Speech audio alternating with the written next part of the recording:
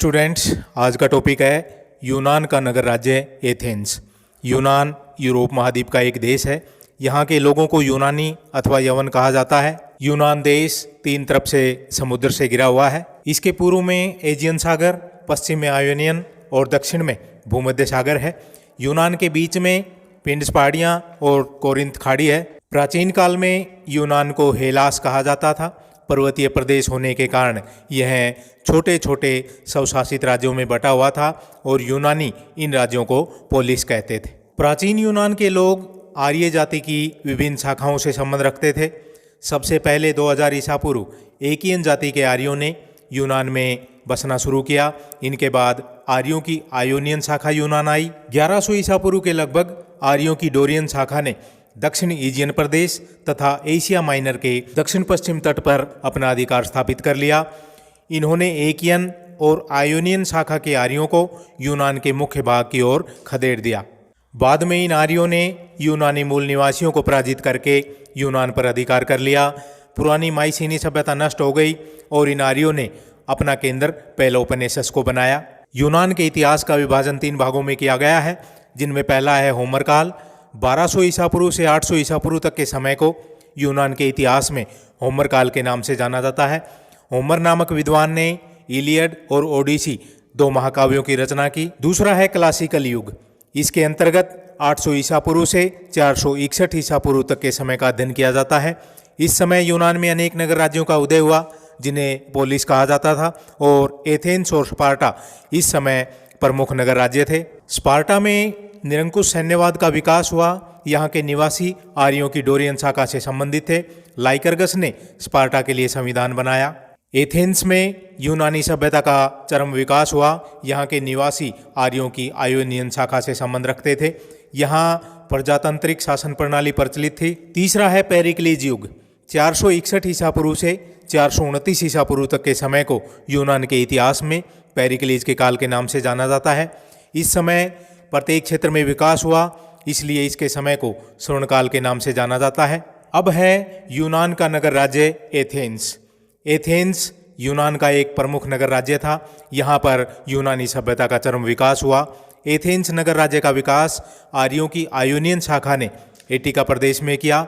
Athens के निवासी आर्यों की आयोनियन शाखा से संबंध रखते थे। थ्यूसिडिडीज के अनुसार एटिका प्रदेश प्रारंभ में अलग अलग समुदायों में बटा हुआ था। थीसियस के शासनकाल में इन्हें संगठित किया गया। इसके नेतृत्व में 12 नगर राज्यों को एक किया गया। अब इसकी गिनती यूनान के प्रमुख राज्यों के रूप में की जाने लगी। यहाँ प्रारंभ में राजतंत्रात्मक शासन व्यवस्था प्रचलित थी। इसका अंतिम ज्ञात शासक कोड्रस माना जाता है, जिसने डोरियन के विरुद्ध लड़ते हुए आत्मदाह कर लिया था। इसके बाद सत्ता सामंतों के हाथों में आ गई। अब शासन का संचालन 2 सभाओं के द्वारा किया जाने लगा। इनमें पहली समिति में 9 सदस्य थे, जिन्हें आर्कन कहा जाता था। इनका चुनाव प्रत्येक वर्ष सामंतों के द्वारा किया जाता था। इन 9 में से पहले सदस्य को एपोनिमास कहा जाता था, जिसका कार्य घटनाओं के तिथि संबंधी आंकड़ों का रिकॉर्ड रखना होता था। दूसरे सदस्य को बेसिलियस कहा जाता था, जो राज्य के धर्म का प्रधान था। तीसरे सदस्य को पॉलीमार्कोस कहा जाता था, जो सेना नायक था।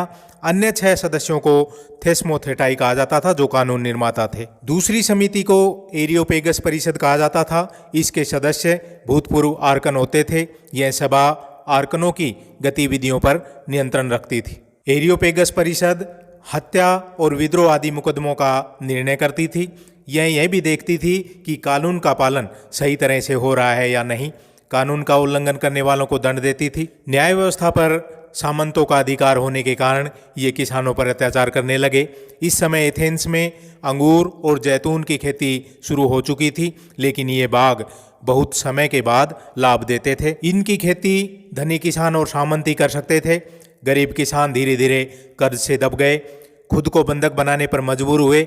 ये स्वतंत्र किसानों के स्थान पर कृषक दास बनने लगे। एथेंस में अव्यवस्था का लाभ उठाकर 632 ईसा पूर्व साइलोन नामक सामंत ने अपना निरंकुश शासन स्थापित करने का प्रयास किया, लेकिन वह अपने प्रयास में सफल नहीं हुआ। इस समय यूनान में लिखित कानून नहीं थे। इसके बाद एथेंस में सुधारों की आवश्यकता महसूस की गई। 621 ईसा पूर्व ड्रैको नामक विद्वान को कानून बनाने की जिम्मेदारी सौंपी गई। इसने एथेंस के कानूनों को लिपिबद्ध किया।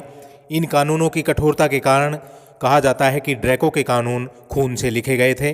कठोरता के कारण ड्रैकोनियन शब्द क्रूरता का प्रतीक बन गया, क्योंकि इन कानूनों में एक बंद गोभी चुराने, अंगूर तोड़ने और छोटे छोटे अपराधों के लिए भी मृत्युदंड की व्यवस्था की गई थी। ड्रैको द्वारा बनाए गए कानूनों में न्याय कार्यों के लिए 51 न्यायाधीशों की व्यवस्था की गई।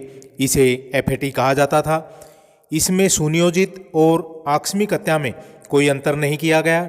ड्रैको के कानूनों से गरीबों की स्थिति में भी कोई सुधार नहीं हुआ। गरीबों का शोषण कम नहीं हुआ। ऋण पर ब्याज की दर बढ़ा दी गई। साधारण लोग कर्ज से दब गए। अमीर और गरीब में अंतर बढ़ गया। इसलिए ड्रैको के कानून लोकप्रिय नहीं हुए। अब 594 ईसा पूर्व सोलन नामक एक योग्य व्यक्ति को आर्कन अथवा कानून निर्माता चुना गया। अब है सोलन के आर्थिक सुधार। सोलन से पहले जो लोग कर्ज नहीं चुका पाते थे उन्हें दास बना लिया जाता था। सोलन ने पुराने कर्जों को माफ कर दिया। ऋण न चुका पाने के कारण जो लोग दास बनाए गए थे उन्हें आज़ाद कर दिया गया। अब ऋण न चुका पाने के कारण किसी को भी बंधक नहीं बनाया जाएगा। बंधक रखी गई भूमि को भी मुक्त कर दिया गया। देश की आर्थिक स्थिति को सुधारने के लिए नापतोल की प्रणाली और मुद्रा प्रणाली में सुधार किए गए। विदेशी व्यापारियों और शिल्पकारों को एथेंस में बसने के लिए प्रोत्साहित किया गया। विदेश गए मजदूर और कारीगरों को वापस बुलाया गया। खाद्यान्न के निर्यात पर प्रतिबंध लगा दिया गया। खाद्यान्न के दाम निश्चित कर दिए। इससे अनाज सस्ता हो गया। अंगूर और जैतून की खेती को प्रोत्साहित किया गया। लोरियम में चांदी की खानों की खुदाई का काम शुरू कराया गया। सोलन ने सभी के लिए काम करना अनिवार्य किया। काम न करने वालों के लिए दंड की व्यवस्था की। खर्चीले धार्मिक उत्सवों पर प्रतिबंध लगा दिया गया। नेक्स्ट है सोलन के सामाजिक सुधार। सोलन ने आर्थिक आधार पर संपूर्ण जनसंख्या को 4 भागों में बांट दिया। पहले वर्ग में जिनकी आय 500 बुशल से अधिक थी उनको रखा गया। दूसरे वर्ग में 300 से 500 बुशल आय वाले रखे गए। जिनकी आय 200 से 300 बुशल के बीच थी उनको तीसरे वर्ग में रखा गया।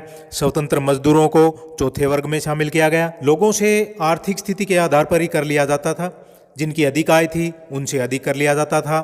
चौथा वर्ग करों से मुक्त था। इनसे किसी प्रकार का कर नहीं लिया जाता था। सोलन शारीरिक विकास के साथ साथ बौद्धिक विकास को भी जरूरी मानता था। वह जानता था कि अच्छा नागरिक वही बन सकता है जो स्वस्थ और बुद्धिमान हो। सोलन ने अनाथ बच्चों के पालन पोषण की जिम्मेदारी राज्य को दी, क्योंकि युद्ध में मारे गए सैनिकों के बच्चे अनाथ हो जाते थे। राज्य की निगरानी में वेश्यावृत्ति को वैध मान लिया गया। बलात्कार को जघन्य अपराध घोषित किया गया। अब है सोलन के राजनीतिक सुधार। सोलन ने शासन व्यवस्था को पुनर्गठित किया।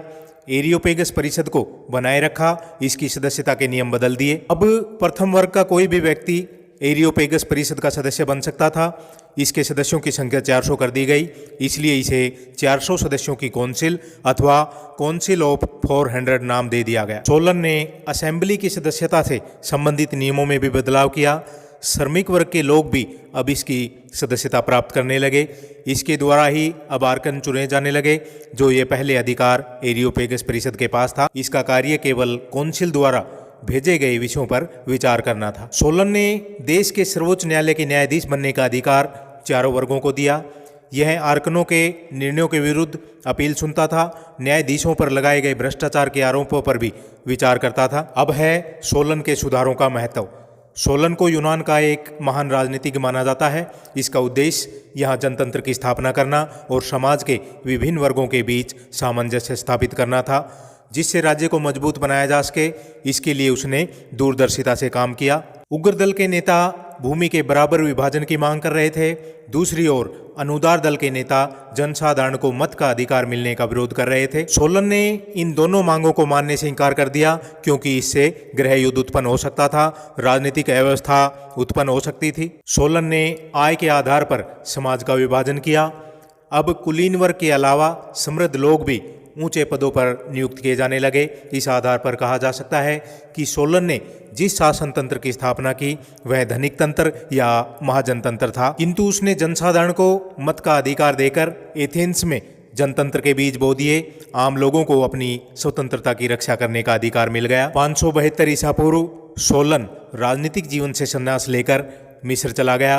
वहाँ सभ्यता की जानकारी प्राप्त की। इसके बाद साइप्रस गया, वहाँ के लिए कानून बनाया। उसने एथेंस वापस लौटकर देखा कि उसके संविधान एवं शासन के स्थान पर अधिनायक तंत्र स्थापित हो चुका है। सोलन के सत्ता से हटने के बाद वे लोग शक्तिशाली हो गए जिन्हें सोलन ने दबाकर रखा था।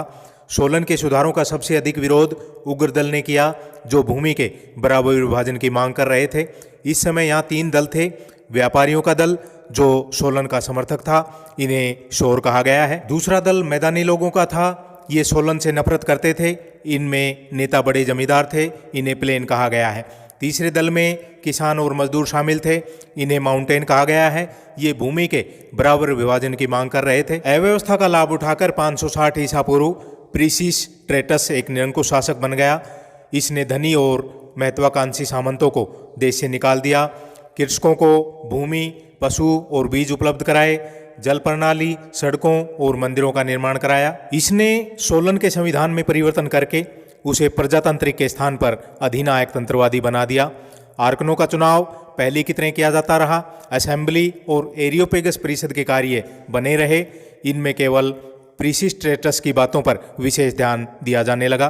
527 ईसा पूर्व प्रीसिस्ट्रेटस की मृत्यु हो गई। इसके बाद इसके 2 पुत्रों हिप्पियस और हिप्पार्कस के हाथों में सत्ता आई। विरोधियों ने हिप्पार्कस की हत्या कर दी। हिप्पियस बाद में एक निरंकुश शासक बन गया। यह नागरिकों को बेवजह दंड देने लगा, जिस कारण लोग इससे नफरत करने लगे। 510 ईसा पूर्व आइसोगोरस के नेतृत्व में सामंतों ने स्पार्टा की मदद से हिप्पियस को पद से हटा दिया। इन्होंने प्राचीन प्रतिष्ठा को स्थापित करने का प्रयास किया, लेकिन असफल रहे। लगभग 507 ईसा पूर्व क्लेस्थनीज ने सामंतों को एकत्र करके विद्रोह कर दिया और आइसोगोरस को सत्ता से हटाकर सत्ता प्राप्त कर ली। इन्होंने प्रजातंत्र की स्थापना की और संविधान बनाया। क्लेस्थनीज ने सबसे पहले सामंतों की शक्ति को समाप्त करने का प्रयास किया। समाज को रक्त संबंधों पर आधारित कबीलों के स्थान पर प्रादेशिक वर्गों में बांट दिया। समस्त एट्टिका प्रदेश को 3 भागों में विभाजित किया: नगर क्षेत्र, तटवर्ती क्षेत्र और अंतर्वर्ती क्षेत्र। इन तीनों भागों में प्रत्येक क्षेत्र को 10 समुदायों में बांट दिया गया। इन्हें त्रितीज कहा जाता था। इस प्रकार कुल 30 त्रितीज थे। जो व्यक्ति जिस प्रादेशिक भाग में रहता था वह उसी का सदस्य मान लिया जाता था और बाद में इसे वंशानुगत मान लिया गया। क्लेस्थनीज ने शासन व्यवस्था को जनतांत्रिक बनाने के लिए ब्यूल अथवा काउंसिल में भी परिवर्तन किए। इसके सदस्यों की संख्या 400 से बढ़ाकर 500 कर दी। इसका नाम काउंसिल ऑफ 500 कर दिया गया। प्रत्येक प्रादेशिक समुदाय से 50 सदस्यों का चुनाव लॉटरी के द्वारा 1 वर्ष के लिए किया जाता था। इनकी आयु 30 वर्ष से अधिक हो और 1 बार से अधिक ये सदस्य नहीं होते थे। प्रत्येक समिति 1/10 वर्ष अथवा 36 दिन शासन करती थी। यह अर्थव्यवस्था, विदेश नीति और असेंबली के विचार के लिए विषयों का निर्धारण करती थी। इसे सार्वजनिक कार्य करने, युद्ध पर विचार करने का अधिकार था, लेकिन युद्ध की घोषणा और संधि करने का अधिकार नहीं था। असेंबली को काउंसिल द्वारा प्रस्तावित विधेयक को स्वीकार, अस्वीकार और संशोधित करने का अधिकार था। यह युद्ध की घोषणा और संधि कर सकती थी। इसकी बैठक 10 दिन में एक बार होती थी और इसके सदस्यों की संख्या बढ़ाकर 30,000 कर दी गई। क्लेस्थनीज के सुधारों में गणतंत्र को मजबूत बनाने के लिए निर्वासन का नियम बनाया गया। इसके अनुसार असेंबली की इच्छा होने पर और जनसाधारण बहुमत होने पर किसी भी व्यक्ति को राजद्रोह के अपराध में 10 वर्ष के लिए देश से निकाला जा सकता था। यह निर्णय करते समय कम से कम 6,000 सदस्यों की उपस्थिति अनिवार्य थी। इसके सदस्य गुप्त मतदान करते थे। क्लेस्थनीज ने 501 ईसा पूर्व सेना का पुनर्गठन किया। प्रत्येक जाति को अपना सेनापति चुनने का अधिकार दिया। इसके 10 सेनापतियों को मिलाकर एक समिति बनाई गई, जो राज्य की सबसे प्रमुख समिति थी। क्लेस्थनीज ने प्रशासन में सदस्यों तथा अधिकारियों की नियुक्ति के लिए लोट प्रणाली लागू की, जिसके अंतर्गत प्रत्येक श्रेणी में से एक सेनापति का चुनाव किया जाता था। स्टूडेंट्स, ये था यूनानी नगर राज्य एथेंस। ज़्यादा से ज़्यादा स्टूडेंट्स को शेयर करें। Thank you.